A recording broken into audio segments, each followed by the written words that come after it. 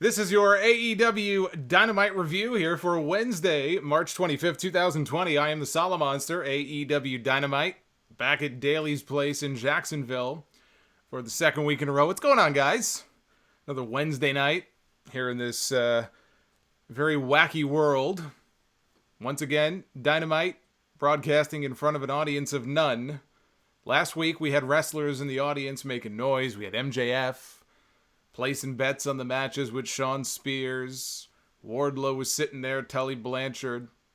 We had all different people spread out in the audience to make noise, which really enhanced the show.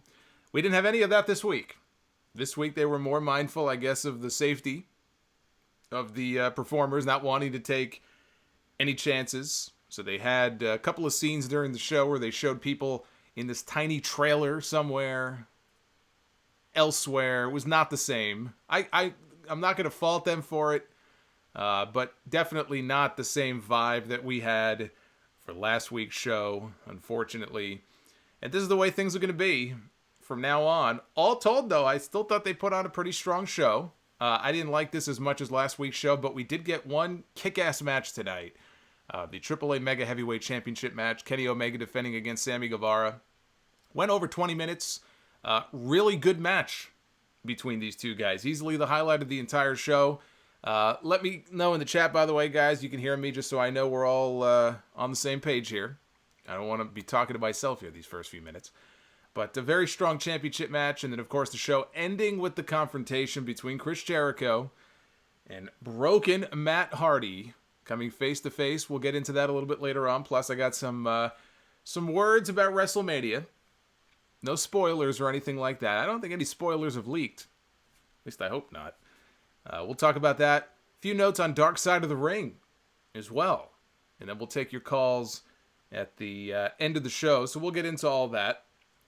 Polls open at Solomonster on Twitter. For those of you who want to vote, thumbs up, thumbs down. Both NXT and AEW polls are up for you to vote. Hit that thumbs up button on this video, if you don't mind. We're going to have new subscribers chiming in all night. So if you are not subbed, please be one of the new ones. Hit that sub button. Super chats are open. You're going to start seeing them pop up any second now on your screen as they begin to filter in. And you guys know, oh, look at this. Not a bad way to start. Not a bad way to start. UI Khan with the $30. Who else thinks Brody Lee's overreaction to the sneeze was a dig at Vince McMahon? Ah, yes, that was the second highlight of the night here on this show as we see creepy Jeff Hardy on our screen. So yeah, Super Chats are open. Tony Schiavone was on commentary to open the night. He had Cody and Kenny Omega with him. Jim Ross and Excalibur were given the night off. They were not used tonight. Look, we hear Tony on the show every week, but we have not really had the opportunity to hear Tony as the lead announcer. That's a role that belongs to Jim Ross. There was something nice about hearing Schiavone's voice again as the lead play-by-play guy when you throw it to a commercial break. I really was getting Nitro vibes from 20 years ago from this.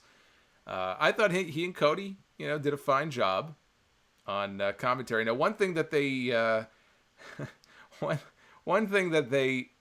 previewed, I guess, on the AEW Twitter account before tonight's show, they put a little drinking game together, as you can see on your screen. The Cody commentary drinking game. Now, the rules were very simple. Every time Cody says, "Wait a minute," during commentary, take a drink. And if Cody says, "Wait a minute," more than once in a row, chug for 5 seconds. Well, I'm sorry to say, I had a FaceTime chat going with 4 different people, so I didn't get to hear too much of the commentary tonight. So you guys will have to tell me. I didn't really hear Cody, I didn't hear him say it at all, actually. So you guys will let me know if he said, "Wait a minute." But you know what? I don't need to hear Cody say, "Wait a minute," to have an excuse to take a drink. I had mine in hand, and I think I probably took about 6 swigs. Actually, probably more than that during the show tonight. But yes, they had the Cody drinking commentary game. I don't think he went overboard, even if he did say it. So anyway, that was an interesting little game that they had going tonight here during the show. The Inner Circle was in the back in what looked like a little trailer, rooting against Cody in the opening match. It was Cody against Jimmy Havoc.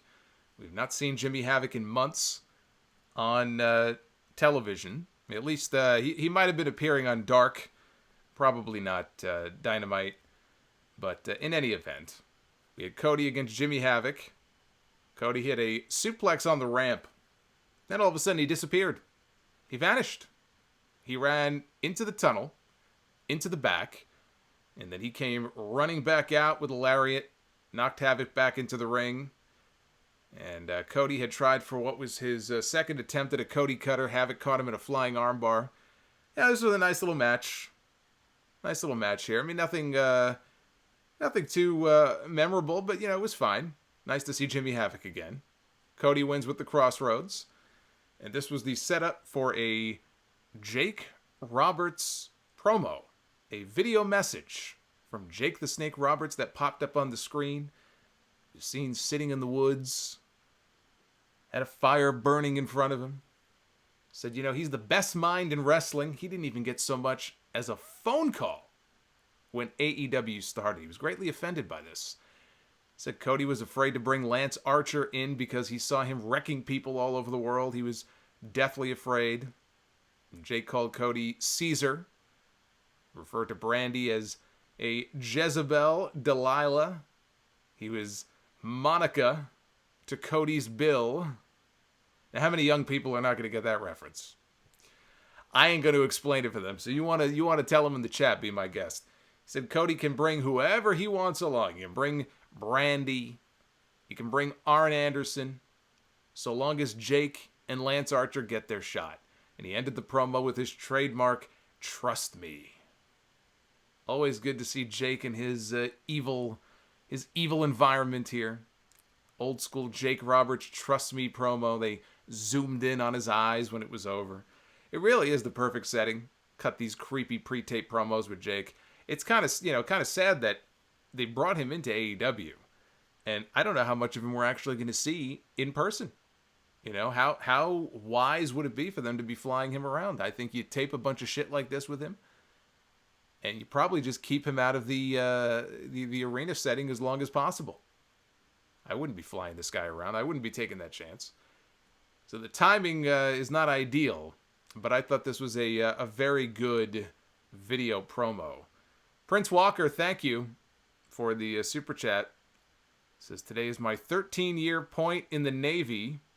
Also, things so restricted here in the Navy that they shut down the barbershops and said we don't have to get haircuts because of social distancing.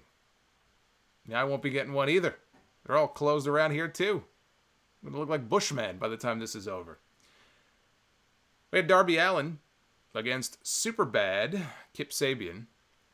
Cody was on commentary. So Cody, he was on commentary when the show started. He left commentary to go wrestle in the opening match, and then he returned to commentary. So Cody was back on headset. He was talking about Darby's popularity, and he was making a comparison between his popularity and that of all the little stingers back when Sting was popular in WCW in the early 90s. He goes, now it's little Darbys. I'll bet Priscilla Kelly would like to have herself some little Darbys at one point. Maybe not right now, but at some point. So there was some kind of a screw up here. We had Shivani and Cody. They were throwing it to a commercial break, and they were, continuing to call the action. I guess there's a Fight TV international feed. They were still live on TNT. And then they did cut to a commercial ultimately. That was a little awkward. Darby made a comeback, and Sabian cut him off. Was using an abdominal stretch, just stretching him around the ring post. And Sabian used the distraction from Penelope Ford outside, hit a neck breaker. Darby kicked out. Darby got the win in the end with what he calls the Last Supper. It's a good thing they called it that, because I had no idea he called it the Last Supper. Looked like a Indian deathlock that he bridged over with the leg lock, hooked him for the pin. So solid win for Darby Allin. It's too bad again. He had all this momentum coming out of that match with Sammy at Revolution. You know, he was popular for a while, but it looked like maybe this was going to be his chance to really break out into that next level. And it's just, you know, everything was just put on hold with everything going on, and he was coming out and getting some of the best reactions. He was getting louder reactions than most people on the show every week, and now you come out to silence, and it's just not the same. This is what I said. I said this a few weeks ago. I said it doesn't even matter how good these AEW shows are going to be, or if WWE was putting on great shows all of a sudden in front of an empty crowd. You can only do this for so many weeks before it gets old. It's already getting old. And it's not their fault, but that's just a fact of life. Wrestling is meant to be held in front of people. It is not meant to be held in front of empty chairs. And it sucks for people like Darby Allin, who had so much momentum and beloved by the audience. And now they just come out to crickets every week. It's quite depressing. I'll tell you what's not depressing. Speaking of depressing and not depressing, this ain't depressing. This review tonight is sponsored by The Ridge. Now, if you don't know what a wallet from The Ridge is, what one looks like, well, there you go. Wonder no more. It's on your screen.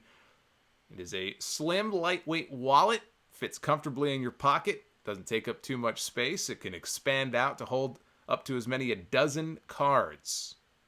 Cash strap, money clip, whatever you prefer. On the back to hold your cash, built-in technology to protect you from data theft. They come in aluminum, titanium, carbon fiber, forged carbon, a variety of colors for you to choose from. And if you ever have any issue at all with your wallet, which is highly unlikely, each one is backed by a lifetime warranty, so just contact the team at The Ridge, and they'll take care of it for you. They also offer free returns within 45 days, so you can rest easy with each purchase. Ridge wallets are designed so you can carry less while still having everything you need. Get 10% off your Ridge wallet with free shipping all over the world. Visit ridge.com/Solomonster.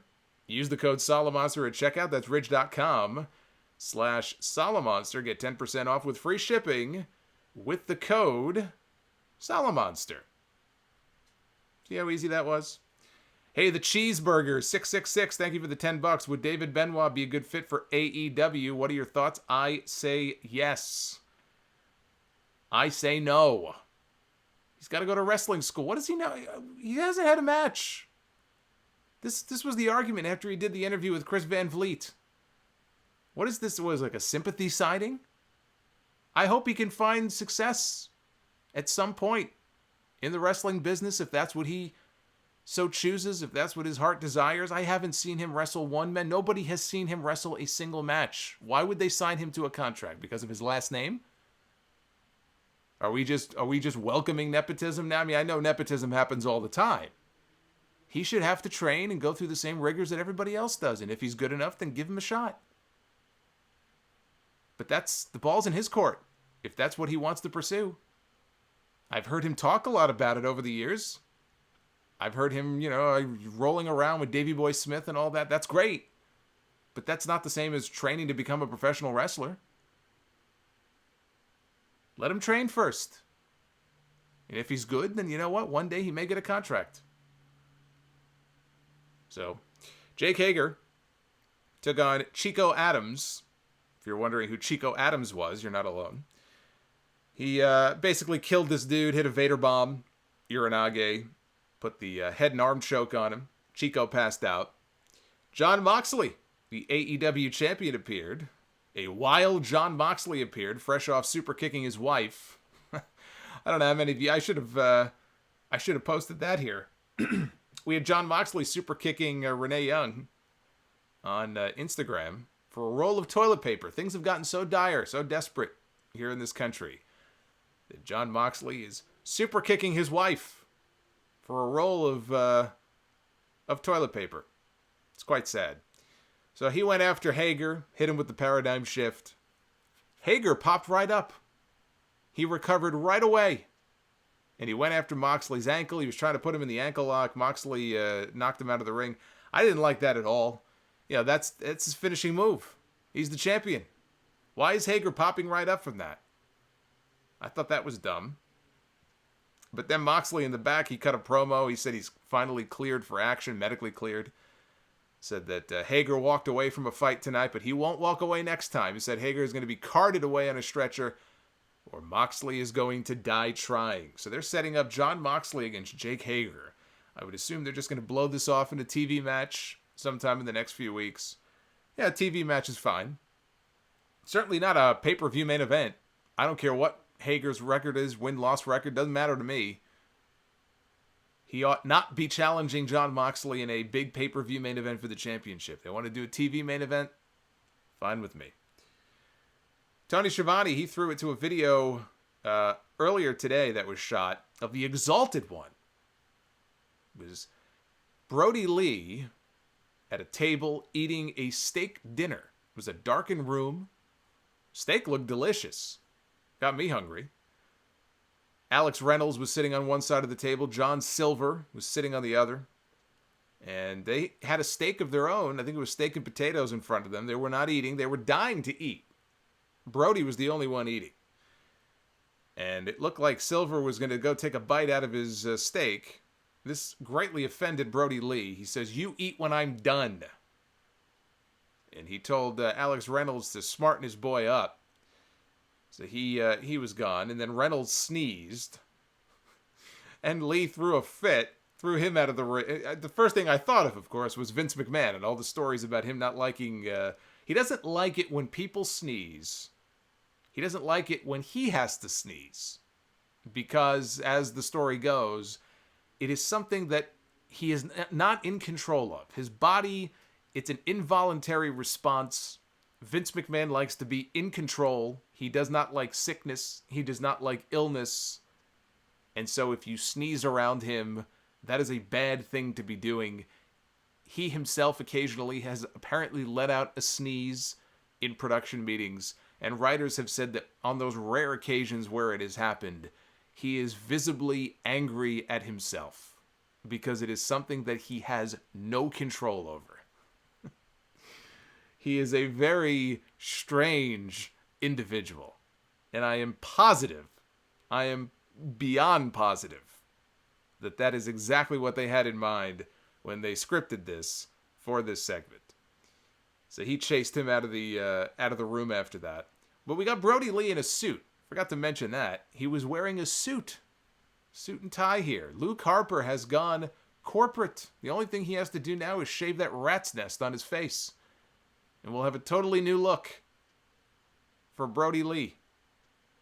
Brody has also, in case you haven't been paying attention, he has been delegating responsibilities to his underlings, namely Evil Uno. He's been bullying him on Twitter. The other day, he ordered him to tweet me daily what day of the week it is. I guess to remind him of what day of the week it is. So he seems to be taking very quickly to this leadership role, bossing around all of the underlings beneath him. Brody Lee made his in-ring debut against QT Marshall, Apple Boy.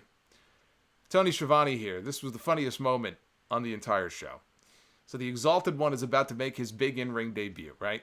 In a match. We saw him last week make his, technically, I guess that was his in-ring debut. But this was his first match in an AEW ring. And Tony Schiavone just goes, "The Exalted One is here!" I can't even replicate the way he did it. It was comical. It was comical the way that he said that the Exalted One is here. Oh my goodness. And he was. Now, Brody's gear, I would say, was improved from last week. He ditched the baggy purple pants in favor of gray gear. But he was, I don't know if I was the only one who noticed this. I commented on this on the FaceTime chat that I was on during this show. He was giving off a bit of a Repo Man vibe to me here. Just the design of the tights. I know it wasn't tire tracks, but from afar, it kind of looked like that, right? The gray color. He looked a bit like Repo Man in those tights. And I loved Repo Man. I mean, who doesn't like Repo Man? What's mine is mine, and what's yours is mine too. I mean, that's one of the great all-time catchphrases in professional wrestling. His theme song, Repo Man. It goes into the theme, that mono theme, that old school WWF mono theme music. Anyway, he dominated most of this match. QT made a short comeback, hit 2 enziguris, Boss Man Slam by Brody. Then he turned him inside out. Knocked the shit out of this guy with a discus lariat for the win. So, an impressive little squash for Brody Lee. Nicer gear. We're starting to see him show some personality already with that vignette. So we're off to a good start with him in this role. Tony Schiavone threw it to their West Coast correspondent for the night. Yes, indeed, they had a West Coast correspondent for this show. It was Vanguard One. Vanguard One was going to give us an update on the medical condition, a medical update on Nick Jackson. The still image that they showed of Nick Jackson was the image of him with that garage door.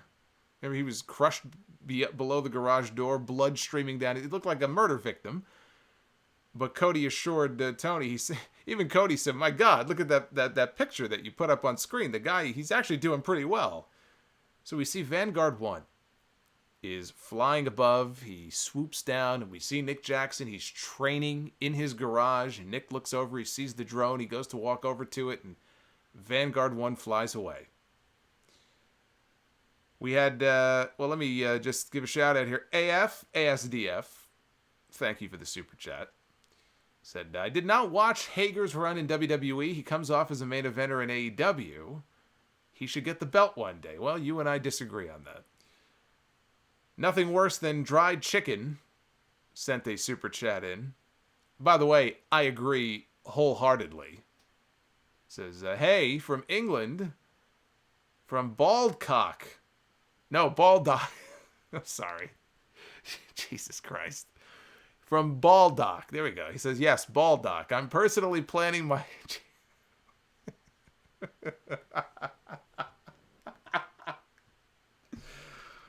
Oh my God. How much have I had to drink? Not too much. Not too much. I'm personally planning my next scheduled for schooling in the UK. I hate it, but this is perking me up at 2 a.m. Yeah, you know, it's very late over in the UK. So thank you to Nothing Worse Than Dry Chicken for the super chat and for tuning in here tonight. At a very late hour, Kenny Omega defended his AAA Mega Heavyweight Championship against Sammy Guevara. This was the best match on the show. This was the best match, I think, probably in weeks on this show. The best of all the matches they've done so far in the empty arena. These two were killing it. Guevara used an eye rake to gain an advantage. Spilled outside the ring. And on the row of chairs in the first row, there were a series of illustrated drawings taped to the chairs. I think it was of the Elite. The last one in the row was an illustrated picture, a black and white drawing of Brandy Rhodes. Sammy, right before they cut to commercial, he yanked the picture off the chair, and he started making out with it. When I say making out, he was using the tongue and everything. And Brandy, of course, was on the other side of the ring. She was the ring announcer again this week. They cut to Brandy. She had the most disgusted look that you have ever seen on a woman's face. And then they cut back to him. They cut back to her. She looked equally as disgusted. I was revolted. They cut to commercial. They came back, and Guevara was working over on Omega's hand, his injured hand, and just a lot of good action back and forth. They were trading strikes after the commercial break. Sammy fought out of a Snapdragon attempt, rolled through into a double stomp, and he hit a springboard cutter, hit a tope on the outside. Kenny caught Sammy off a springboard attack, hit a power bomb, followed by a V-trigger, and Guevara blocked a Liger bomb, scored a 2 count. Sammy missed a shooting star press, and Omega hit not one but 2 V-trigger knees. And Sammy escaped a Snapdragon, hit a Burning Hammer. It was like, yeah, the reverse GTS. We don't see Burning Hammers too often. We got one here. Or at least a version of it. It was actually more of a reverse GTS. And Kenny ended up hitting another V-trigger. He hit a J-Driller. And then a One-Winged Angel for the finish. So Kenny Omega wins. He retains the championship. And this was great. I have nothing bad to say about this match. This was tremendous action. Sammy is great. Kenny, we know what Kenny is capable of. And they did the best they could. Look, again, it's hard. It's got to be hard for them when you're having a 20-minute match back and forth, like a Kenny Omega type match, right? 20 minutes in that ring, and you don't have an audience to play off of. It's got to be a mind fuck. It's just not natural. When you're in a professional wrestling, even if you've got 20 people at an indie show in the crowd, you're relying on the reaction of that crowd to dictate what it is that you're doing next. Is it working? Is it not working? These guys put on a clinic in front of nobody. So I applaud them for that.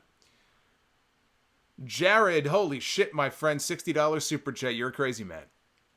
Jared is a crazy man. But thank you for the support. And again, nothing worse than dried chicken is back. He says, in England, we won't see it until tomorrow, so I'm using my homeschooling as debate. We then came to the final segment. Chris Jericho out for a face-to-face with broken Matt Hardy. Jericho's in the ring by himself. There's no Matt, but Vanguard 1 appears. Vanguard 1 here on AEW is getting more television time than Chad Gable on SmackDown or Mustafa Ali. A lot of very talented people. We have a drone here on this TV show getting more television time than those guys. So Vanguard 1, he's hovering overhead, and Jericho says, I've never liked you, Vanguard 1. I don't like your political views on social media because you're a piece of shit, Vanguard 1. But then he invites him to join the inner circle. You just called the guy a piece of shit. I guess it could be a woman. You just told this drone you called it a piece of shit. And then you want to invite it to join your little posse. Well, Vanguard 1 was having none of this. He flew away, and Jericho said, come back here, you son of a bitch. We hear the piano music, and all of a sudden, up in the rafters, in the stands, up top in the arena, we see Matt Hardy. But then all of a sudden, he disappears, and he teleports to another section. And then another section, and another section, and another section. And then suddenly, he's down at ringside. They were playing some video effects with Matt Hardy. So now he gets into the ring and says, Chris Jericho, I knew you'd come. That's what she said.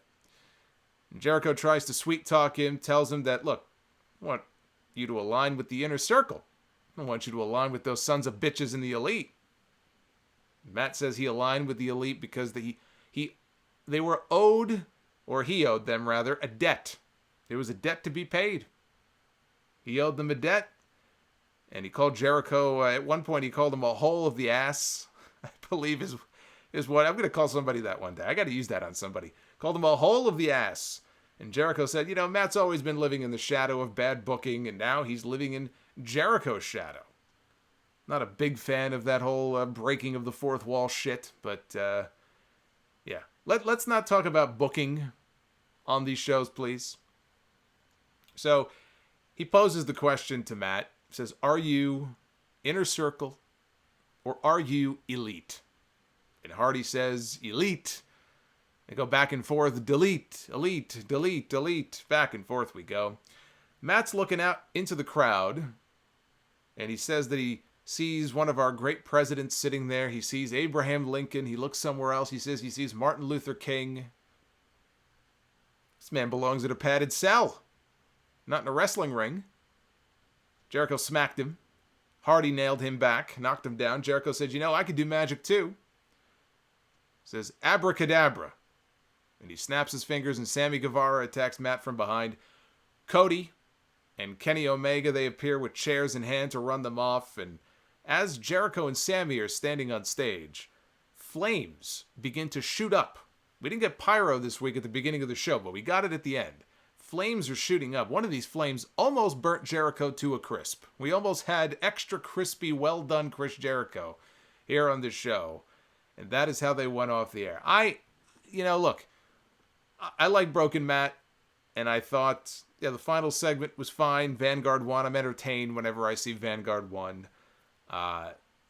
Definitely not the kind of hit that the final segment was on last week's show. I couldn't help but listen to Matt as he was talking in this empty building. It sounded kind of like community theater here. But Matt he's crazy enough where he makes it very entertaining. So I thought it was a good segment. It wasn't great. It didn't blow me away or anything like that. I laughed at a couple of the parts.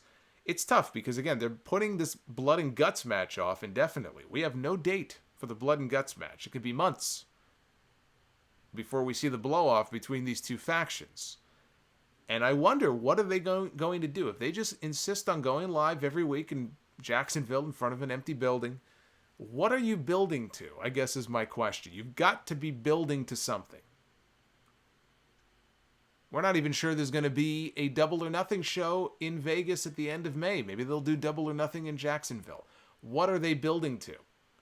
That we're not sure. And that's also frustrating because we don't have an end date for anything. And so all of this just feels like it's kind of on hold. But that was the show. You know, good show. I'd say good show overall, but not as good as it was last week. Let's take a look at the... actually, before we even get to the Twitter poll results... We got a whole bunch of people to shout out here. Soggy fries. You know what? The only thing I hate worse than dried chicken is soggy fries. Thank you for the $2. Pete Santiago, thank you for the 20 spot. Kevin, oh my God, thank you for the super chat. Says thank you for the live show tonight. Well, thank you for tuning in. I appreciate that. Magician Fire, thank you for the $10. The Matt Jericho segment was bizarre, he says, and brilliant. And the antagonist, thank you for the $10. I've been practicing social distancing since I was 21 years old. Thanks for keeping the show going, Solomonster. To say I look forward to it would be an understatement. And Pete Santiago, when did you start watching wrestling? I started watching wrestling in 1987. 1987. It's a long time ago. Pete Santiago with that... Sheamus fan super chat, one of my favorite ones. The crazed Sheamus fan. Let's take a look at the Twitter poll, see where things stand right now so far. AEW poll, we've got over 1,000 votes in already. 86% thumbs up, 13.8% thumbs down. So a damn good score there. And then, of course, NXT, which actually I believe NXT did have some actual matches this week. And... we've got, let's see here. CJ, thank you for the super chat. I appreciate that, my friend. CJ is one of the mods that we have in the chat. So thanks to him for all of his help. 700 votes for NXT so far. 63.6% thumbs up, 36.4% thumbs down. I'm sensing a pattern here. AEW is usually up over NXT by a good 20%. 20 to 25% each week. And so the pattern, it seems to be holding so far. As far as that is concerned. So before we get to phone calls and all that good stuff, let me just talk really quickly here about WrestleMania. WrestleMania is mostly taped. Never thought I would hear myself say those words, but yes, WrestleMania has mostly been taped. And reportedly, a lot of the top matches have already been taken care of. They're in the can. They do have some more material left to tape tomorrow before the executive order goes into effect in Orange County, Florida, which does include Winter Park. You know, people say, oh, the Performance Center in Orlando. Technically, the Performance Center is in a part of Florida called Winter Park. And Winter Park is going to be included in this executive order, which shuts down all non-essential businesses and bars people from going out anywhere other than to shop for groceries, or if they want to take a walk, I guess, and do some exercise outside. That goes into effect 11 p.m. tomorrow, so basically 24 hours from now. And so they're going to get WrestleMania in right under the wire. Very convenient. Very convenient that WWE would get all their WrestleMania shit in right before the order takes effect. It's almost as if they were tipped off by somebody. I'm sure that couldn't happen. Nah. Never. I'll be doing my WrestleMania predictions next week. I'm considering even going live on YouTube to do it. But either way, you can watch for that sometime next week. Probably next Thursday. Unless I decide to do it Tuesday. It'll probably be one of those days. I'm not going to wait for SmackDown on Friday. I just don't want to wait that long. But yeah, we'll do predictions next week. And then one last thing. One last thing here before we get to your calls. And Skywalker, thank you for the Russo on a pole, bro. $10 super chat. funny you should talk about the Benoit documentary here, because I did want to mention something Dark Side of the Ring related. And by the way, I'm going to have a full review, my thoughts on the 2-part Chris Benoit episode, or episodes, of Dark Side of the Ring, which was excellent, depressing, but excellent. And if you have not seen it, you need to watch it. You can see it. I believe they've now posted both parts 1 and 2, for free on the Vice YouTube channel. Now, if you are not in this country, it's possible it could be region blocked. If it is, just FYI, I mean, you could still use the ExpressVPN link. They were a sponsor of the show not too long ago, and there is an offer if you use our link and sign up for a year. I think they give 3 extra months for free. So that's expressvpn.com/Solomonster if you want to go the VPN route, for those of you who know how VPNs work. But you should be able to just go on the Vice YouTube channel and check it out. It's absolutely worth your time. But I want you to take a look at this photo. I'm going to put a photo on the screen right now that a lot of you may not have seen. This was posted on Twitter in January on the official Twitter for the Owen Hart Foundation. Maybe a lot of people didn't see it, but there it is. Now, the picture you see on your screen is a picture of Martha Hart. She is the widow of Owen Hart, and in front of her is Owen's son, Oj.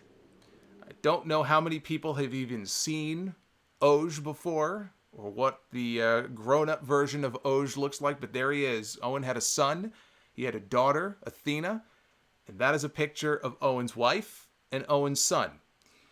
And they were interviewed for the Owen Hart episode of Dark Side of the Ring. I believe the Owen Hart episode is being saved as the season finale, so it's probably going to be several weeks before it airs. But it's fascinating because Chris Jericho, and shout out to Glenn, I heard from Glenn and a couple of other people who tipped me off that Jericho had the director and the producer of Dark Side of the Ring on his podcast to talk about the making of the show and some of the episodes and what went into it. And they were talking about the Owen episode. And they said, we were not going to do an Owen Hart episode if we did not get cooperation from Owen's widow. It just did not make sense to do it. We needed her. We wanted her. We had to have the family involved. We had questions for them. They knew Owen better than anybody. And so they reached out to her. I think it was the director. He got the email address for Martha's assistant, and a shot in the dark, he emailed the person. And a few days later, Martha got back to him, and she had 10 really well thought out questions. It was as if she was probing them, but they said it was really well thought out, asking about their background, what their intentions were, just a whole series of questions. And she said, look, take your time in answering them. She was going to be traveling for a couple of weeks. Think it over and get back to her. So they took 2 weeks. They mulled over these questions. They wanted to just give, the answers that they thought she wanted to hear. And she must have liked what they had to say because she was on board.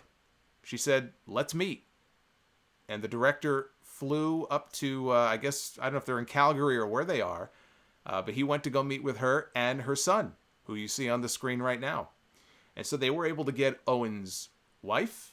They were able to get both of Owen's kids, his son and his daughter, to be interviewed to be part of this project. Apparently, Oj is studying not to be a wrestler. He's studying to be a lawyer. Looking at him, he probably would be, well, let's see. He was 7 years old when his father passed away. So now, he'd be in his late 20s. And the director said, he remembers, he was young, but he remembers what happened like it was yesterday. He remembers what happened to his father like it was yesterday. And just one last point, and I did not know this, and this is one of those things I like about these Dark Side of the Ring episodes, even the Benoit ones. I learned little details that I didn't know about before. When they were showing the photos from the crime scene of the Benoit murders, and they showed his son's room, his son's bedroom, which was, just horrible. It was sad as all hell. But they were showing, parts of the bedroom. And then you see like a knife, like a big butcher knife, laying under the bed. What the hell was a knife doing? I didn't even know they found a knife in the room. Just little details like that. Well, one of the things about the Owen Hart episode that I guess we're going to see when it airs, about a week or so after Owen died, Martha and her family flew out to Kemper Arena in Kansas City where Owen died at the Over the Edge pay-per-view. She flew out to Kemper Arena. She felt that she had to retrace his steps. So she wanted to be walked through exactly the same path, same path that Owen went through, going up into the catwalk and getting ready for the big stunt where he was going to lower down into the ring. She retraced his steps exactly. And I had no idea. I had no idea that she had ever did that. The exact trek that Owen took, his final steps. She took Oj up onto the catwalk.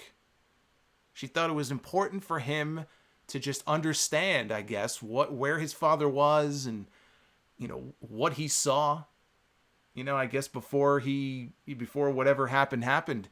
So just imagine that. His wife is up in the rafters. He was 80 feet up. He was 80 feet in the air above the ring. And this was only a week or so after he died, and she was up there. Oj, 7 years old. He was up there. I never knew that. I had no idea. And what must that have been like? I can't even begin to imagine. So that's going to be a heavy episode. And again, I'm pretty sure that that's the season finale. So it'll be a few weeks. But man, that was some detail to find out about. You can listen to it, by the way. Talk is Jericho. I believe it's the latest episode. It's very good if you want to hear from the director and the producer. So let's move ahead here. Take some phone calls. See what you guys thought of the show here tonight. Got to do a few more quick shout-outs here. We're getting a lot of love. Getting a lot of support here tonight. Mr. E1976. Thank you for the $5. I appreciate it. Level 20 Facto, Facto Tomb. Thank you for the super chat. Says, my condolences to the Cornette family as Jim Cornette probably bursted into flames from watching that last segment of AEW tonight. Does he watch? Oh, I guess he does. I guess he reviews AEW on his podcast. Well, I guess that'll make for an interesting rant this week. Andrew Wasserman, thank you for the $15. Thanks for all you do. Listening to the podcast got me back into wrestling. And Daniel Carr, thank you for the super chat as well. Says, from your resident shithead, thank you for the streams. Remember that podcast a few weeks ago? Said shithead is the new term of endearment. Thank you, shithead. I do appreciate it. All right, let's cut the chat from me and go to PA. Area code 610. You're on the air. Hey, how's it going, Solomonster? This is John from Philly. Hey, Josh, how you doing? Good. It's actually John, not John. John. You gotta speak up, man. I want to hear that booming voice. Sorry, I've just been working all day. That's tired. Okay. And, man, you're still working. You're one of the few who's actually still working, apparently. Yeah, sadly. Yeah. I wish I was like everybody else, doing nothing. What's going on? What'd you think of the show tonight? Not bad. Felt the production quality was lagging a little bit at times. Otherwise, matches are pretty good. I don't think we had any women's matches, so that was a little different, I guess. Overall, pretty good show. I want to get to my question, though. I know you got a lot of calls. As a wrestling fan, I'm more of an old school classic guy. I like old school matches, old school production quality. I see a lot of that with AEW. I'm sure Cody had a lot of implementation with that, seeing as he's an old school guy as well. Watching AEW Nitro, not Nitro, Dynamite feels like an old Nitro episode. Hey, listen, you're not the only one. I was listening to Tony tonight. I was having flashbacks to 20 years ago. Yeah, definitely. Me too. It feels like Nitro almost. And I was just thinking about their championship, their main championship, the AEW championship, how the reigns and everything could be planned out in the future. I was thinking maybe AEW could do like WWF did back in the day, where they had Bruno Sammartino or Bob Backlund or Lou Thez maybe have one of their younger guys be holding the championship for an extended period of time, maybe 2, 3, 4 years, establish them as a concrete champion. Just wanted to get your thoughts on that. And if so, if you could think that will work, who would you like to see on the AEW roster be that guy to hold the championship for a number of years? The idea of somebody holding the championship for years, I don't know that I'm necessarily enamored with that idea. I've had people email me before and ask me, like, oh, if there was a Bruno Sammartino type, these days who held the title for like 8 years or something, who would it be? It's not practical. Those days are over. You can have a champion who reigns for a year, or even longer than that. Brock Lesnar, for God's sakes, Brock Lesnar off and on. It's funny to me. I was watching Raw Monday night, and they showed that awesome triple threat match from the Royal Rumble in 2015. And I said, man, it's been 5 years. 2020 now. It's been 5 years since that match. It was a great match. And when it was over, they said, Brock Lesnar is going to WrestleMania to defend the WWE World Heavyweight Championship. And I said, here we are in 2020, and Brock Lesnar is going to WrestleMania to defend the WWE World Heavyweight Championship. I said, obviously he wasn't champion the whole way through. But man, it kind of feels like he's been champion for 5 years, doesn't it? There's been some breaks in between. And there's, 2 different belts that he's held. But that's probably the closest we're going to get to that kind of champion. I think someone like a Hangman Page, as far as putting the belt on, like a young guy. I know he's not homegrown. He was already a name elsewhere, but he is one of those young guys I think they could kind of build around at one point as the champion. He's certainly, a lot closer to being that kind of guy now than he was in August when he wrestled Chris Jericho that first time. Him, Darby Allin could get to that point where he could be a champion, somebody they could put the belt on and build around him for at least a few months. But the idea of having some kind of long-term extended champion for this, long period of time, it gets boring after a while. I wouldn't even advocate that. You can keep people strong, I'm fine with that, but the idea of having a champion that, reigns for a long time and is that dominant, you put a babyface in that position, eventually the people are going to turn on them. Even Stone Cold. And who was more popular than him at his peak? Very, very few people I could think of. Hogan maybe, but it wasn't as though Austin was the champion for a year or 2 years straight. Austin never really had what I would consider a long run at any point, really, during his run there in WWE. First time he won the title, he dropped it, I think, 3 months later. 3 or 4 months later. Got the belt back, dropped it again, back and forth we went. I'm not saying play hot potato with it, but I certainly would not advocate long-term champions, and I don't think that's something we're really going to see. Not for a while. Let's go to Jared. I believe this is J-Man, 516 here on the air. Hey, Jason. How are you doing? I'm doing well. How are you? My dad said he'll come on next week and he'll donate another $30 to you. He doesn't have to do that, but tell him I appreciate that. Yeah, he'll wear the mask and everything for you, but, he's above 6 feet, so I don't know what you want to do. Well, if he could he do the 619? You think he's spry enough where he can pull that off? I've been showing him the 619, but, he's 65 years old, so, Well, that might be asking. Yeah, that might be asking. That might be pushing it a little bit. Maybe he can do like what's half of 619? What is that? 330. What is that? 3? I don't even know. I'm terrible at math. He could do a 313. There you go, 313. If he can pull a 313 off, I'd be impressed. Okay, so tonight's show wasn't exciting as last week. I didn't expect it to be. Honestly, Jason, I'm going to be really honest. Living here in New York, I used to tune this in just to take my mind off everything and everything. But man, I really hope this whole Brody Lee thing is not what they did with the VKM thing down in TNA in 2003 and 2004 with Road Dogg and Billy Gunn.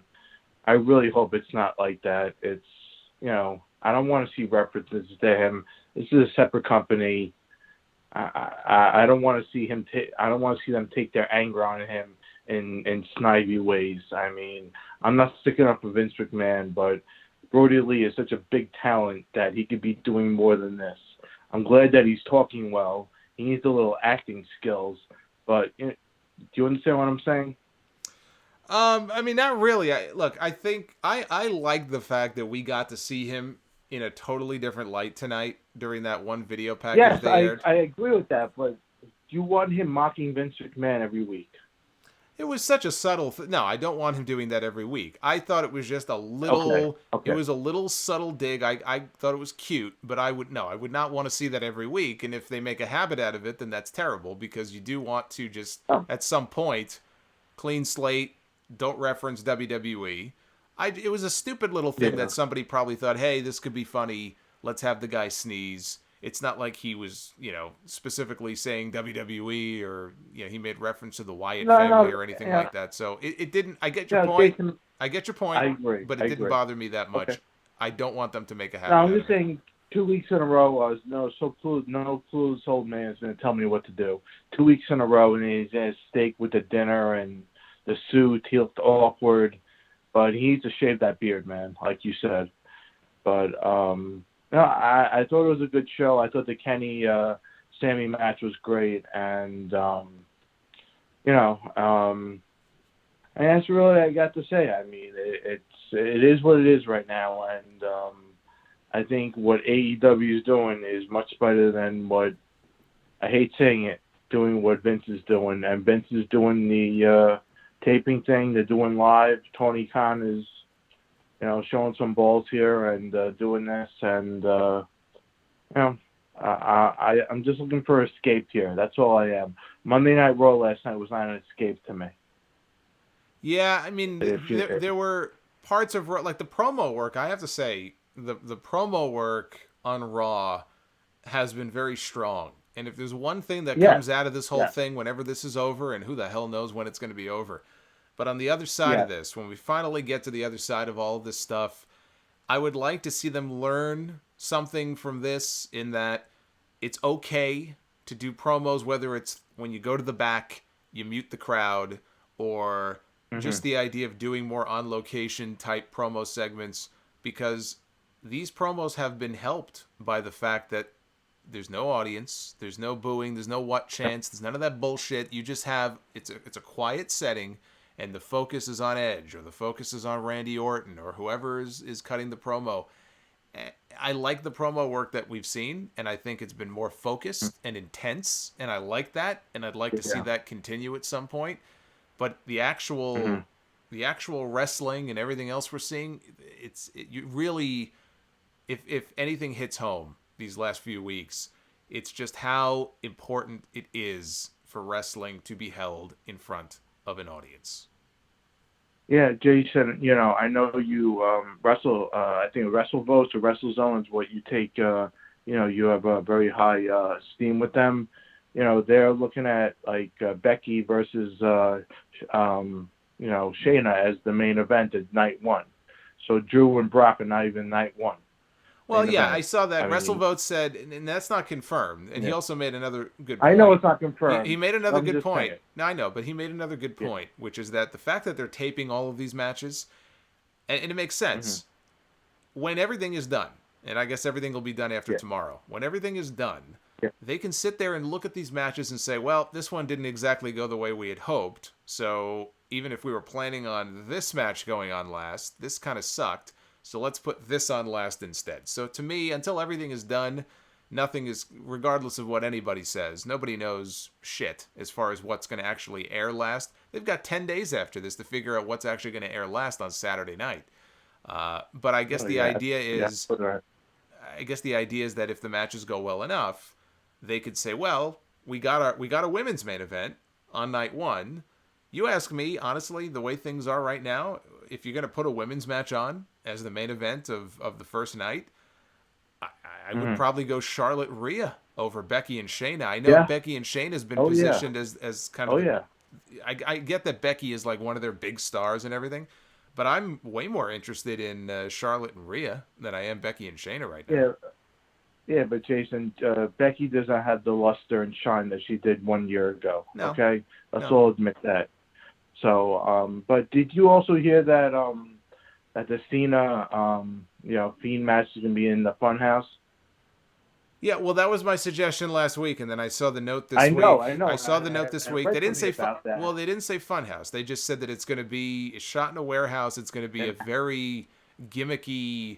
I mean, I would assume that means Funhouse type, like environment. Yeah. But yeah, I did see that, and it. You know what? Matches like that, just like the Boneyard match with Undertaker and AJ, I hear that, and it's one of two things. It's either going to be really, really bad, or it's going to be really short. Well, it's 2 minutes.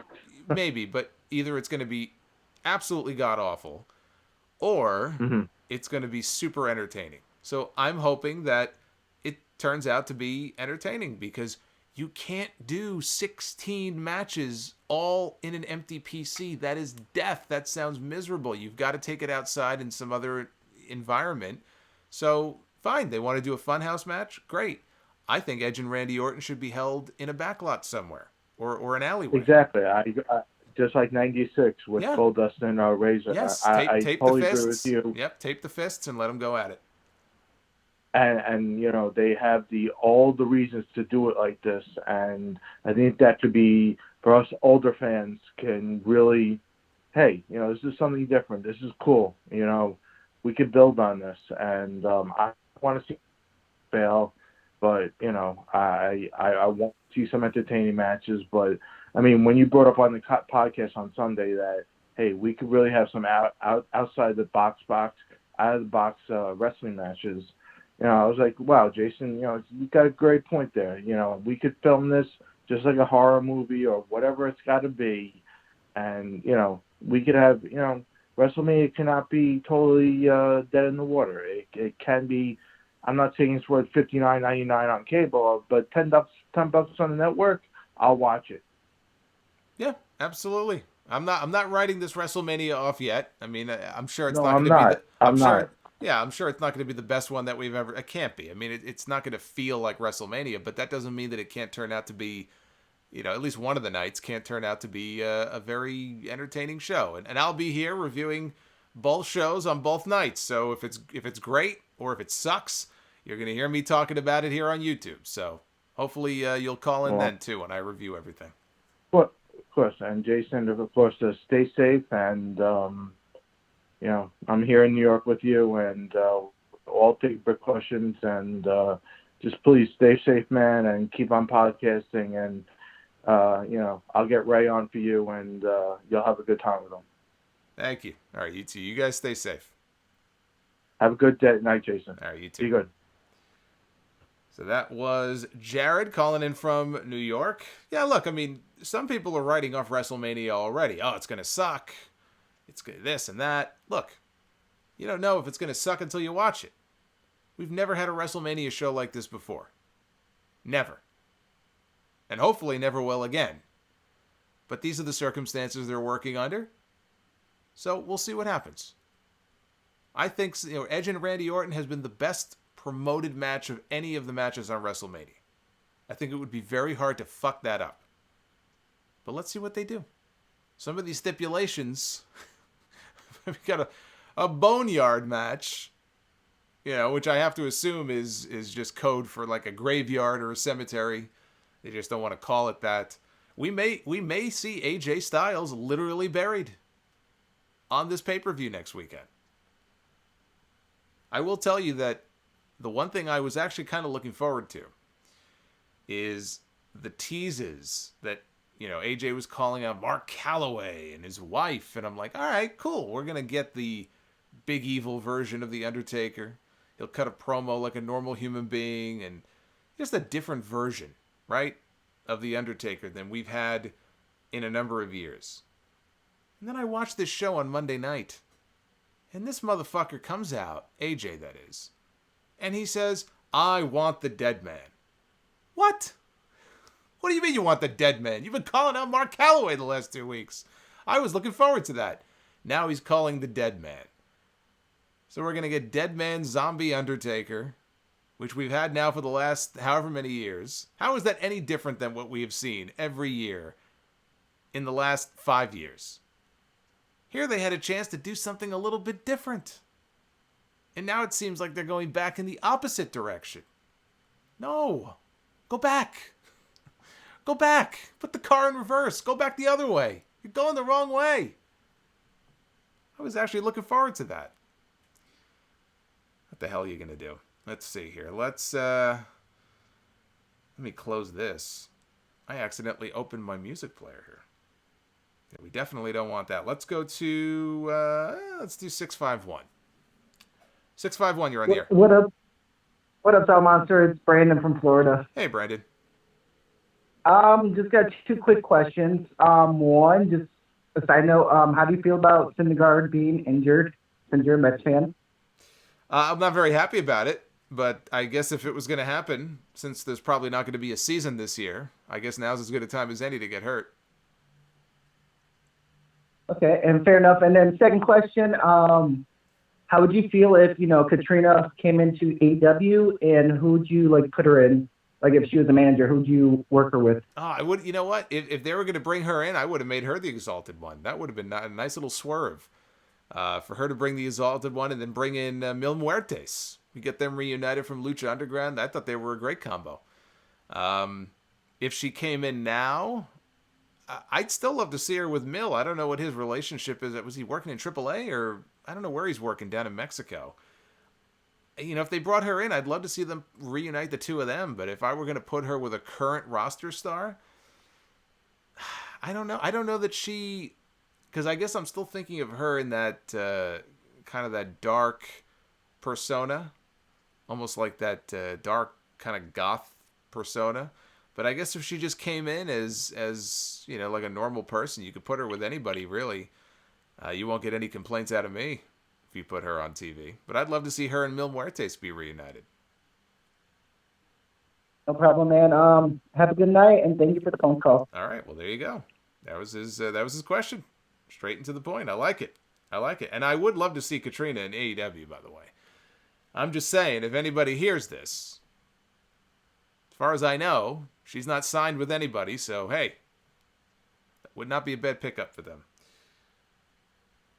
415. I think we'll go to 415 next, if he's there. 415, you're on the air. Hey, Jason. This is James from Daly City, California. How you doing tonight? I'm doing well. How are you?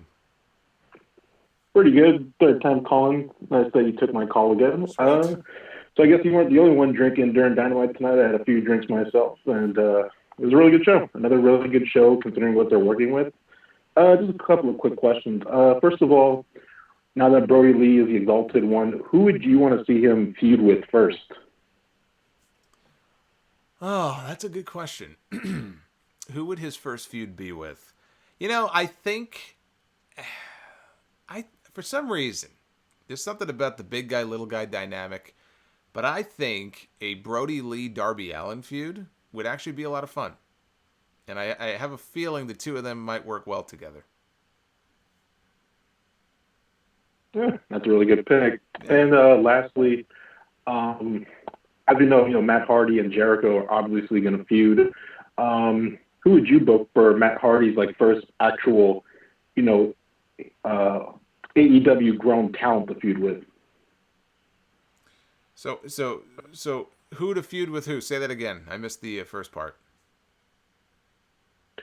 So they introduced, Matt Hardy's in AEW now, and he's obviously going to feud with Jericho. But considering they're both, old WWE guys, who would you want to see Matt Hardy feud with who's an actual, AEW talent? There's any number of them, really. It would have to be a heel, I guess. So I'm just trying to think on the heel side. Outside of Jericho, there's nobody that I would necessarily put him with in the inner circle. Him and Sammy, I guess, but I would want to put him in there with somebody who he can have that back and forth with on the mic. I'm just trying to think who would fit that criteria. Might be somebody who's appearing on Dark lately, who I'm not seeing on Dynamite. I'm trying to think of who we've seen on TV recently on the heel side. MJF? Yeah, I think Matt Hardy and MJF could be entertaining. Do you not agree?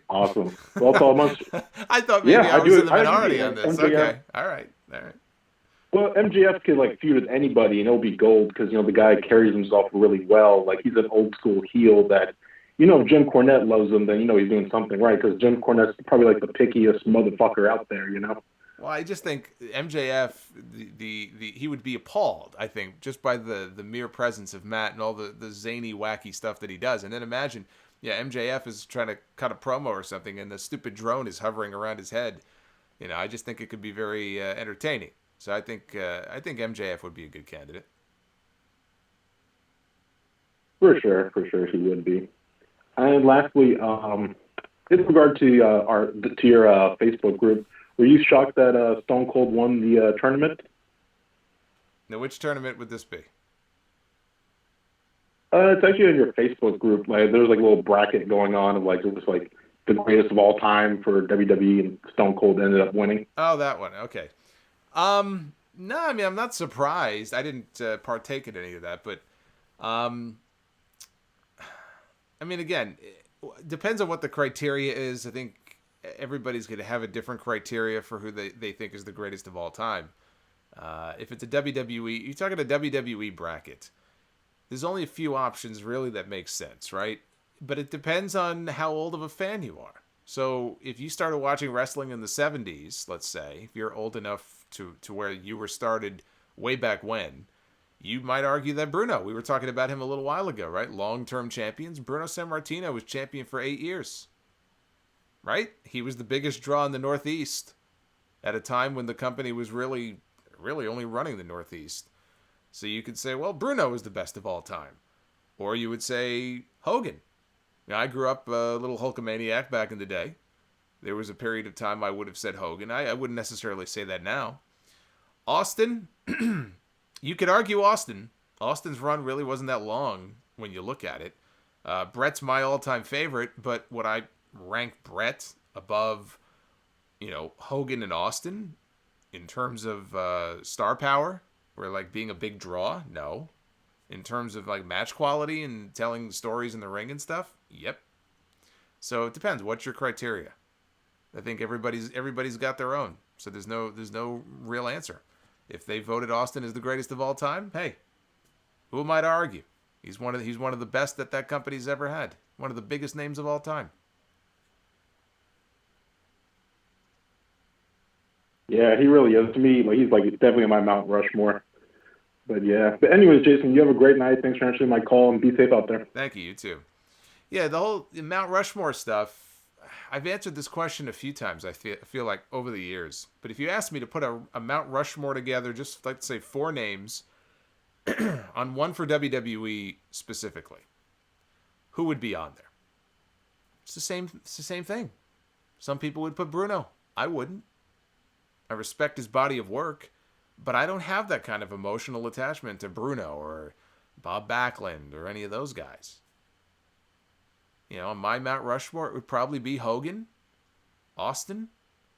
I think Rock. Rock probably deserves to be on there. And then it gets a little dicey. Me personally, I'd put Bret, but I can understand why people don't think he would belong on there. Hogan, Austin, Rock, Cena. I could see Cena. I wouldn't have an issue with Cena. Cena was their big gun for a long time. Cena had a much longer run than Austin did. You could argue that even though business was not what it used to be, back in the late 90s, early 2000s, where would that company have been without a John Cena? Who would have been the guy? Batista? Who would have been the guy? Randy Orton? They would have been in pretty rough shape, I would say, without John Cena. Does he not deserve a spot on Mount Rushmore? I mean, 2005 to 2000, 15, 14? It's a pretty long run for a guy like that on top. That's not an easy thing to do. But I always love the different answers people give because everybody has a different answer. Everybody's Mount Rushmore looks different. Let's do a couple more here. Let's go to 201. I think this is a Jersey call. 201, you're on the air. But it would help if I actually put him through. There we go. 201, you're on the air. Hey, Solomonster, how you doing? I'm good. How are you? I'm doing fine. How you doing, man? I'm all right. I'm hanging in there here in New York. It's getting kind of scary around here, but I'm alive, so that's good. Right, right. Yeah, you made a good point about the Mount Rushmore thing. Yeah, John Cena, even though I hate him so much, yeah, he's been there for a long time, man. You know what I'm saying? Yeah. No, I And mean he's been there. Look, he was on not just there, he was on top for a long time. People forget, right, right, Austin. right, right. Austin, if you really think about it, Yes. yeah, I wouldn't even count '97 because he still wasn't the top guy there. I would say you would have to look at it from beginning of '98 until. Yes. Let's see. He retired in 2003, but he was off for 8 months from the neck injury, and maybe 9 months. He was gone 9 months with the neck surgery, so you throw that away. So really, his time on top was 1, 2, 3, 4. Wasn't even a full 5 years. I mean, it really wasn't that long. So some people are going to look at that and hold that against him and say, hey, Hogan was on top for 10 years, and Cena was on top for 10, 12 years. Look, there's no single answer. It all depends on, I think, when you grew up and when you started watching. Right. You want to talk about the Mount Rushmore wrestling? How about the women's wrestling Mount Rushmore? Who would you pick?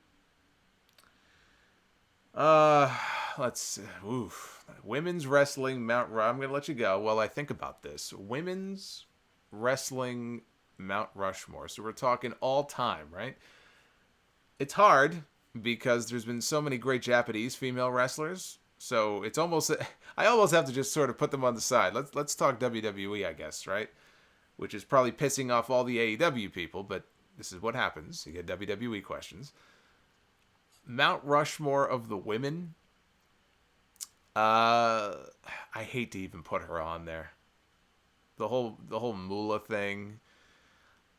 I can understand why people would think she's got to be on there because she was the champion for like 27 freaking years. I really don't want to put her on. I'm not going to put her on mine.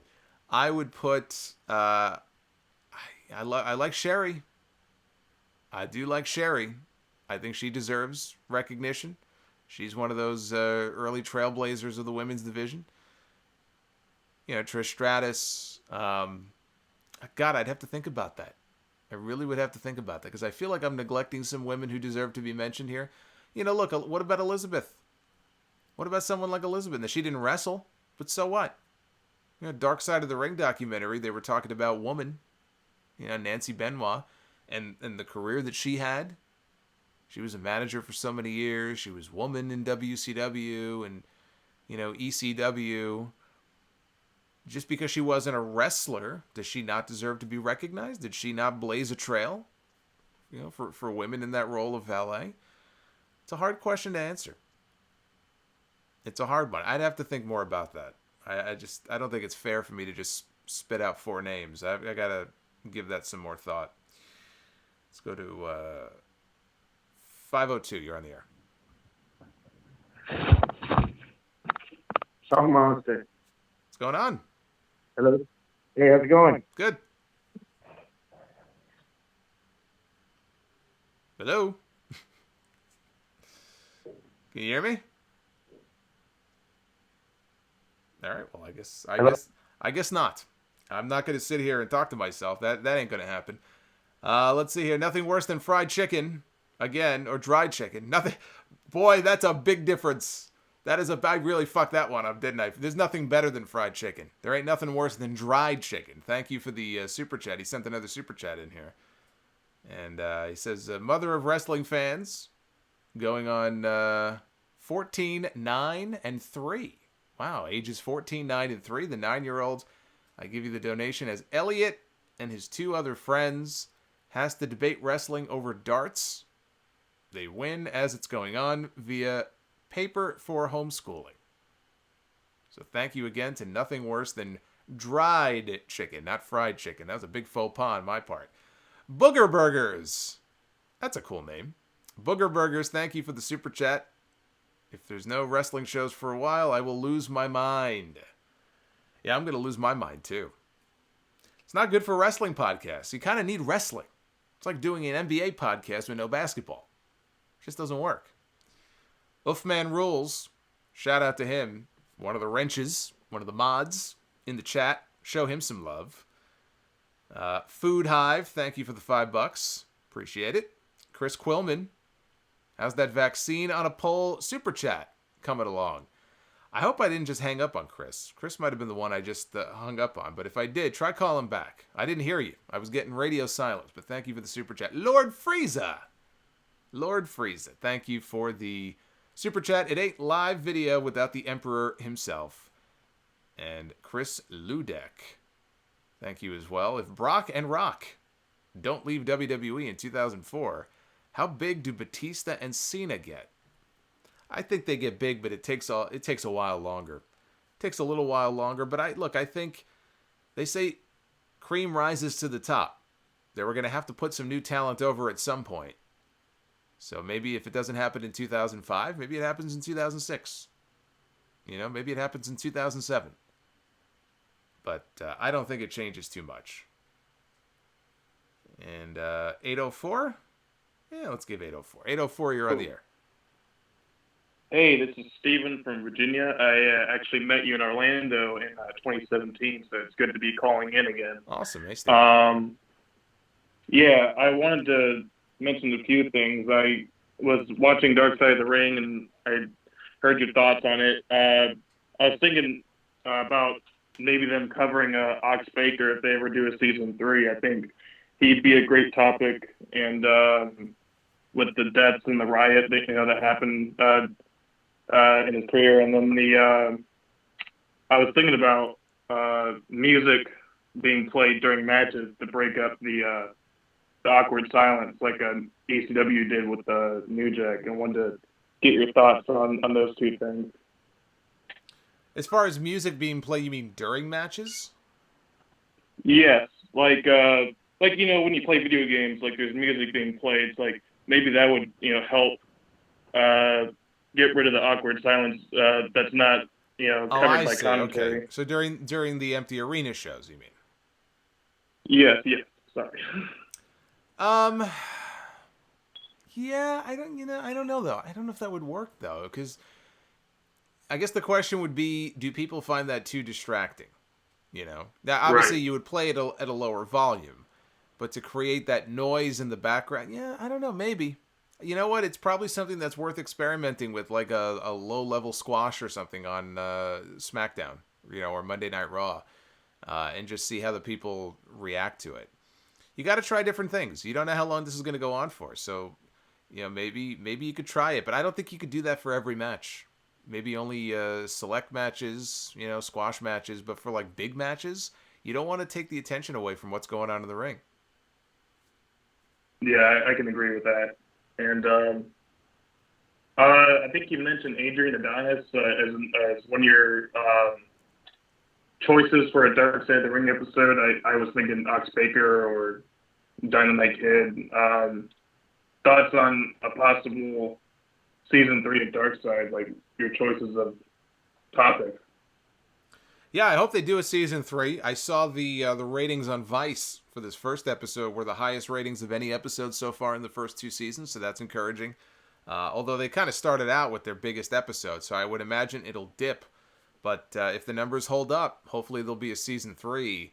I said on the podcast a few weeks ago, I ran off a whole bunch of ideas for what I'd like to see. Dynamite Kid was one. I think he was by all accounts, as a human being, he was just a shitty person, but he led an interesting career. I think it was a lesson probably in all things not to do. I think he would make for a great subject. I think Brian Pillman, his kind of rise and fall, could make for an interesting subject. Magnum TA, the accident that destroyed what could have been the career of one of the biggest NWA stars. We'll never know. Would he have gone on to become champion? A lot of people think he would have. Some people say, nah, he probably wouldn't have. He probably would have been a big star, but not that big. We'll never know. He had that car accident back in, was it 86? So that was one of the great tragedies in wrestling. He survived, but ended his career prematurely. So I think a show on him would be interesting. I think I named a few other ones, but those were sort of the main ones that I thought of. that I think would make for an interesting story. Yeah, Adrian Adonis could be another one too. You know, in the circumstances around that crash that killed him, there were actually other wrestlers in that same van or car who died. I think they either hit a moose or there was a moose on the road and they swerved. It's a sad story, but yeah, I don't think with the wrestling business there's going to be any shortage of topics for them to choose. I'm looking forward to the Dino Bravo episode. I don't know what week that's going to air this season. I do know that they interviewed his daughter. They found his daughter and they interviewed him. It probably, I guess it would have been the daughter that was in the mother's hands when the mother walked in and found the murder scene. You know, his daughter was a baby at that point. My understanding is they found the daughter. They interviewed her. She doesn't speak English. She probably speaks French or something, but I guess they'll give us subtitles. But yeah. So that I really hope they interviewed Rick Martel because he knows a lot of the details about what happened there. So I'm looking forward to it. I'm looking forward to that. And 315, you're on the air. Hey, Jason. Good to talk to you, man. It's Jeremy from upstate New York. Hey, Jeremy. Tonight was a good show, but I don't want to be that smarky kind of fan, but boy, sometimes it just feels like some of the matches almost drag a little. I don't know if that's because of the shorthanded staff that I know they're working with or what is it? You see moves like say the Kenny and the Kenny and Sammy match, and you have these moments where Kenny is sitting outside of the ring just waiting for Sammy to dive at him. And it's like, could that have been shot differently? I wonder those kinds of things. Like, maybe I'm getting too technical with it, but I'm starting to notice those as these shows go on and on. Yeah, I mean, and you're going to notice that more often, I think, because of the lack of crowd. And part of it is the way they're shot, too. I mean, in WWE, it happens there, too, where, you know, for example, if you got a bunch of guys outside and they're just waiting for somebody to dive, but they're maybe congregating a little too soon and the guy's not ready yet, it's just goofy, you know, when they're just like, who would just stand there and wait for somebody to dive? Like there's a way to, sometimes people just miss their cue or they go too quickly or whatever. Is there a different way to shoot it? Maybe, but I think a lot of this has to do with the lack of crowd. So now you're not focused on anything except just these two guys. And so it's you're noticing every little detail now, every little, like, forget calling spots. That's the last thing you want to be caught doing now because you can hear everything they're saying in the ring. That's why I think one of the great reasons to do John Cena and The Fiend outside the ring in some kind of warehouse or something is cut down on the spot calling. Because can you imagine John Cena calling spots in an empty PC? Oof, yeah, that's going to be tough. That would be very tough. Well, I look at things like AEW and the production that they put into all of their video segments and all of those things, and I'm just like, wow. Like, maybe, is it time for them to do maybe more of that per week? I mean, I don't know no idea how much it takes to put into those things to make those. But when you see, like, those kind of things, maybe you cut the matches down just a tiny bit more, throw some more of those things in. Like, Darby sitting there drinking out of a broken glass and setting up his match with Kip Sabian that was just basically a thrown together match. Like, that stuff's incredible, and I love that those things that AEW does. And if WWE has that money and that kind of production, you would hope that they could come somewhere in that ballpark. Oh yeah, they've got everything. They've got the money. They've got a great production team. They could do the exact same thing. I really enjoyed the Jake and Lance Archer segments they've done. The Darby stuff has been good. You know, they had something with Pac many weeks ago.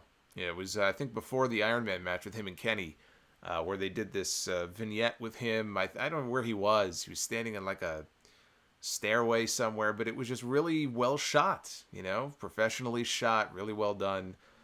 It's the sort of things where when Dynamite first started, they weren't doing enough of that. It was just match. And I said, my God, you've got to break these matches up. Give us some vignettes. Give us some promos. And then slowly but surely, they started to incorporate more of them, not just on YouTube, but they started to put them on TV. And yeah, I think their production work is top notch with those videos. And I think it's really one of their strengths. I mean, look at, like you were talking about earlier, the Brody Lee like that set his entire character in one sit down. Absolutely. Like, yes, they had the one vignette before where they were introducing him, but now tonight you get to see, like, there's a whole, like, there could be a faction breaking up in, like, the Dark Order. There could be this upset bunch of guys that are behind him. I look at him like a super shredder, and those are all his Foot Clan behind him. Kind of a situation where it's like there's one guy who's like drunk with power. Yeah, we don't need Kevin Nash in AEW, but no, definitely not. But I would gladly take more Penelope Ford. Oh yes, every week. Please keep that coming. Oh my goodness! Can you imagine a Penelope Ford against Katrina feud in AEW? I don't know if the matches would be worth a shit, but I would sure like to see it. Yeah. Well, I mean, Penelope and the match that she had with Kip and Riho and Kenny, I don't know how much who carrying who, but that went on the boat. Yeah, that was great. She's got skills. I've said that for a while. She's not just eye candy. She's actually very talented. I think, was it All In or whatever those early shows were? It was either All In or Double or Nothing. But she did this super athletic spot, and I noticed from that point on, I said, boy, she's not just a valet who's like nice to look at. She actually is very athletic, and she's got a lot of talent. We just haven't had a lot of chances yet to see it. But she's one of those people I'd like to see more of on the show. The women's division is still a work in progress. Absolutely. Well, one last question before I go, because I know you've probably got a couple more people, or you're heading to bed. It's getting a little late here. Is this a time now for AEW to introduce another title? Or at least set up the idea that one's coming, to maybe get some more matches in there that make sense? Because we've got guys like Darby, is he fighting Moxley next week? Moxley, it seems like he's got his own card of people that are waiting in the wings. I mean, he's got MJF who's talking about getting in there and he's still dealing with the inner circle. So, like, is there another thing to strive for? There will be. There should be. There will be. I don't know if now is the time with everything going on. I would wait a little bit longer. I figured there probably weren't going to be any hints about that for a few more months. Now everything just feels like it's being pushed back. I think a mid-card title is inevitable. It's just a matter of when. It's not a matter of if. Were all of this nonsense that we're seeing now going on right now, I would say probably post Double or Nothing, sometime in the summer, maybe late summer, we would have seen something introduced. And now, I mean, who knows? Everything is just up in the air right now. But they're going to need one. Those guys in the middle are going to need, or even the upper middle, are going to need something to fight for, because not everybody can go after Jon Moxley. So there should be something in the middle that gives people a reason to fight. The Dynamite Diamond Ring that MJF has, obviously he's not defending that, but there's got to be something else at stake. And let's go to 248. You're on the air, 248. Hey, it's Martel. How are you? Good, how are you? Good. When do you think they're ever going to have Sonny Kiss on AEW? He's only on the dark matches, I noticed. Yeah, I don't know. I think he might have been in the crowd last week, but we haven't seen him doing anything really on TV. I don't know. Right. I don't know if they are ready to, there's only so many spots on the main show. I don't know who you feud him with. Maybe they're just waiting for the right. Okay. Maybe they're just waiting for the right feud to come along for him. Look, I saw Jimmy Havoc against Cody tonight, and I couldn't tell you the last time I saw Jimmy Havoc on Dynamite. Right. It's just they have a lot of people that they're not using, and I used to like Brandy Rose, but she takes a lot of screen time. Yeah. So I think it's just a matter of when there's a role for him, they'll probably just plug him in there. But until then, we'll probably just get him on Dynamite each week. Okay. Are you going to watch? Is it true that they're supposed to have a second show, AEW? I heard they're supposed to have a second show. They are. Yeah, they are. There was some question about whether it would just be dark, but dark would be moving to TV. AEW has said it's not. It's a totally new show. I don't know. Now I don't know. They have a deal in place for a new show. It was probably going to start sometime soon. And now I would have to think it's probably on hold. I mean, they're going to have trouble just doing Dynamite every week in front of no audience. So I don't think this is the time to introduce a second show. Yeah. Thank you. Are you going to watch WrestleMania? I am. I'm going to watch it. I'm going to review it here on this channel. All right, I look forward to it. Nice talking to you. All right, you too. Got 2 nights, in fact, of WrestleMania next week, and right here, live on YouTube after night 1. I'll be here broadcasting, full recap of the show, and then the very same thing the next night, 24 hours later on Sunday, night 2. And come right back here on YouTube. We'll be doing the same thing all over again. And then taking your calls at the end. And we'll, speaking of end, we'll end with 732. You're on the air. Hey, Solomonster. This is Pete Santiago. I sent you a super chat earlier. Awesome. Thank you for the support. Hey, I got a couple things. It's funny because a bunch of stuff came up that I wanted to mention. I guess I'm an old-timer compared to some of your callers. I go back to 1978. One of the first matches I saw was actually 3 months in a row, Bruno Sammartino and Superstar Billy Graham at the Philadelphia Spectrum. And, you know, to watch those matches compared to what you're watching today, totally different. And it kind of leads me to what you were talking about before about the Mount Rushmore. And if you didn't like Bruno, would you like Ric Flair, Austin, Rock, and Cena? Because that's the only other person I could see you could put on there. You could argue Flair. If you're just doing a WWE Mount Rushmore, it becomes a little iffier just because really, I mean, the classic matches and everything were really in the NWA. So I could see leaving him off of WWE. If you're doing just a general wrestling Mount Rushmore, then he's absolutely on there. But a WWE one, he wouldn't be on mine. Gotcha. And then the only other thing I wanted to ask you about is people jumping ship from WWE to AEW. Revival, I guess that's pretty obvious. Do you see Ricochet or The Fiend leaving? No. I would imagine they're probably under contract for a while. So, I mean, I've not seen any kind of reports about them, their deals coming up soon. Usually somebody knows something about everyone's contract, it seems. I've not heard a single thing about either one of them. So I don't know why The Fiend would leave.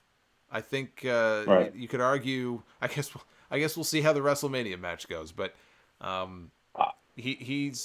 mentioned that because he seems like every time he gets a little bit of a push, then they push him down. And the same thing with Ricochet. Ricochet was going great there for a while, and all of a sudden, now he's on the main event. He's not, and he's